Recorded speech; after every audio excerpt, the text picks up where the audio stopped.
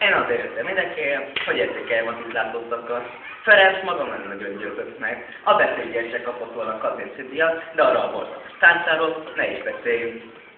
Végre van valaki, aki Gyurcsány Ferenc nevében mondja az igazat. Hát Viktor maga is Majka tojás, az örökös próbálkozó, nem csak hogy 45 éves korára, még mindig csak próbálkozik. Pillanat, még leülök, erre ne eszik. Engem nem érdekel szarok az egészbe.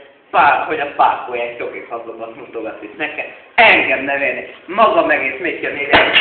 Ezzel a szarra kérem, én behozom magát a műsoromba. Én most rákatom a szömegemet nyugodtan, magát meg úgy behalálom, ahogy engem nem érdekel, komolyan mondom, én szarok az egészbe.